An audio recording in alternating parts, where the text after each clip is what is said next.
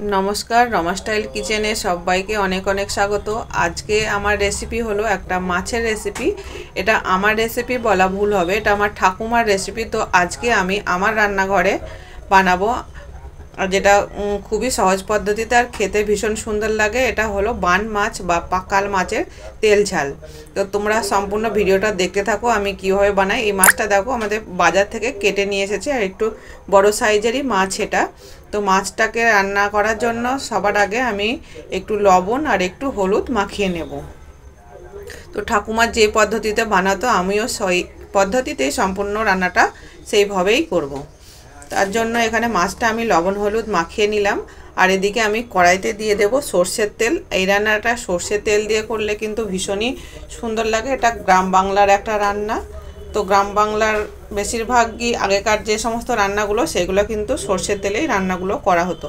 এখানে আমি মাছগুলোকে তেলের উপর দিয়ে দিয়েছি আর যাতে তেলটা ছিটকে না আসে তার জন্য আমি এখানে একটা ঢাকা দিয়ে দিলাম। আর মাছে যে মশলাগুলো লাগবে সেই মশলাগুলো আমি এখানে দেখো গোটা জিরে ধনে আর একটু নিয়েছি আদা, এগুলো আমি শিলে বেটে মশলাগুলো রেডি করে নেব।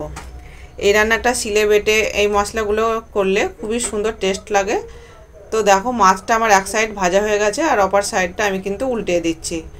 বেশ ভালো করে মাছটাকে আমি এখানে ভেজে নেব। আর এদিকে দেখো আমার মশলাটাও কিন্তু রেডি করা হয়ে গেছে। খুব বেশি মশলা এই মাছের দরকার হয় না, খুব কম মশলা দিয়ে এই মাছের তেল ঝালটা কিন্তু খুব সুন্দর লাগে।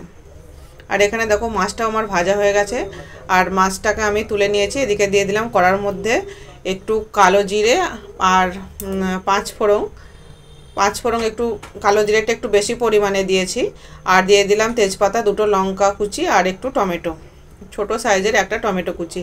এবারে দিয়ে দিচ্ছি, ফোড়নটা ভালোভাবে ভাজা হয়ে গেছে। এবারে আমি দিয়ে দিলাম যে মশলাটা আমি বেটে রেখেছিলাম সেই মশলাটাকে দিয়ে দিলাম। মশলাটা দিয়ে ভালো করে কষিয়ে নিয়ে এবারে আমি ভেজে রাখা মাছগুলোকেও দিয়ে দিলাম।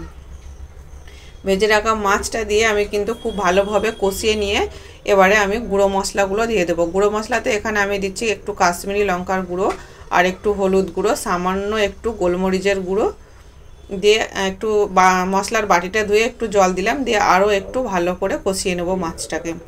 এখানে এক পিস আমি অন্য মাছও ব্যবহার করছি, কারণ কেউ একজন খায় না যে বান মাছটা, তার জন্য অন্য মাছ এখানে এক পিস আমি এখানে দিয়ে দিলাম।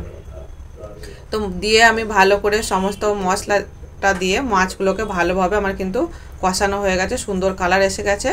আর এতে আমি দিয়ে দিচ্ছি জল পরিমাণ মতো জল দিয়ে এবার আমি দিয়ে দেবো স্বাদ অনুসারে লবণ দিয়ে এটাকে আমি কিন্তু খুব বেশি জলের ব্যবহার এখানে করিনি। এখানে যেহেতু মাছে কোনো রকম আর কোনো সবজি টবজি কিংবা আলু কিছু আমি এখানে ব্যবহার করছি না, তো সেই জন্য অল্প জল দিয়েছি। আর এই মাছের তেল ঝালটা এভাবে রান্না করলে খেতে ভীষণ সুন্দর লাগে। তো দেখো মাছটা কিন্তু তো কোনো রকম বেশি মশলার এখানে কিন্তু প্রয়োজন হয় না, না পেঁয়াজ না রসুন। এই পদ্ধতিতে কিন্তু এই মাছটা রান্না করলে খেতে ভীষণই সুন্দর লাগে। এমনিতেই এই মাছগুলো ভীষণই টেস্টি হয়। তো দেখো মাছটা আমার কিন্তু মোটামুটি হয়ে গেছে, ঝোলের পরিমাণটাও অনেকটা কম হয়ে গেছে। আর এই রান্নাতে কোনো রকম পেঁয়াজ রসুন না গরম মশলা কোনো কিছুরই প্রয়োজন হয় না। এইভাবে রান্না করলে কিন্তু এই রান্নাটা ভীষণ সুন্দর হয়।